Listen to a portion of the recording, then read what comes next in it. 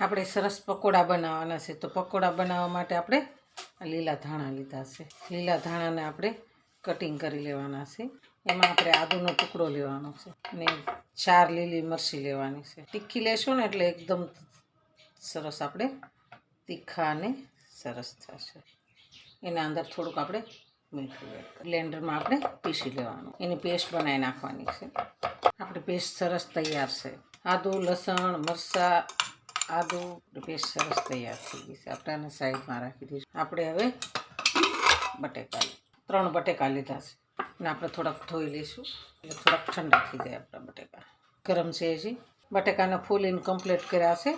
તો આપણે હવે બટેકાને આપણે શીણી લેવાના. શીણશું ને એટલે એની ગાંઠો ન રહે અને એકદમ સરસ આપણી પેસ્ટ તૈયાર. આપણે બટેકા શીણીને કમ્પ્લીટ કર્યા છે.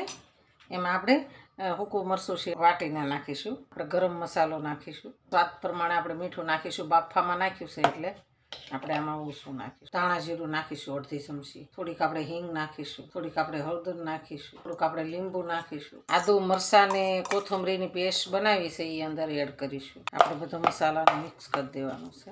આપણે એક રસ કરી દેવાનો છે એટલે આપણને પકોડામાં ભરતા હેંટે આવે. આપણે મસાલો સરસ કમ્પ્લીટ થઈ ગયો છે. આપણે લીલા ધાણાની ડંઠર નથી આવવા દેવાની, પત્તા જ નાખવાના છે. તો આપણે લીલા ધાણા નાખીશું અંદર. રોટલીનો લોટ આપણે બાંધીને કમ્પ્લીટ રાખી દીધો. મોટી રોટલી બનાવવાની છે એટલે આપણે મોટા લુવા બનાવવાના છે. આપણે આ એક લુવો લેશું અને આપણે રોટલી બનાવીશું. લોટની અંદર આપણે બોળી દેવાની છે. આપણી રોટલી સરસ તૈયાર છે. આપણે થોડુંક લાલ મરચું નાખીશું. એની ઉપર આપણે ધાણા જીરું છાંટીશું. એની ઉપર આપણે આ હંસળ, પછી આપણે આ બટાકાનો મસાલો લેવાનો છે. મસાલાને આપણે ઉપર જમા કરી દેવાનો છે. ધીરે ધીરે આપણે આખી રોટલીમાં ફિટ કરી દેવાનું છે.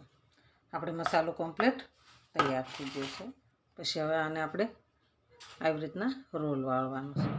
બે જગ્યાએથી આપણે એક સરખું જ વાળવાનું છે. આપણે બે રોલને થોડુંક આપણે પાણીવાળો હાથ કરીને ફેરવી દેવાનું છે એટલે આપણો રોલ જુદો ન પડે. હવે આપણે આને કટિંગ કરી લઈશું. સરખા માપથી પીસ બનાવવાના છે. હવે આપણે પીસ સરસ તૈયાર થઈ ગયું છે. આપણે આવી રીતના દબાવી દઈશું. દબાવીને આપણે દિલનો શેપ કરી નાખવાનો છે. આપણે આવી રીતના પકોડા સરસ બનાવી નાખ્યા છે પીસ. તો આપણે હવે આને તળી લેવાના છે. તો એકદમ મસ્ત ટેસ્ટી અને સરસ બને છે. તો આપણે હવે આને તળી લેવાના છે.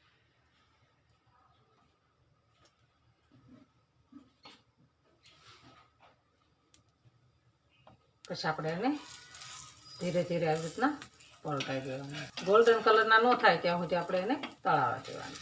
આપણા પકોડા સરસ ક્રિસ્પી તૈયાર થઈ ગયા છે.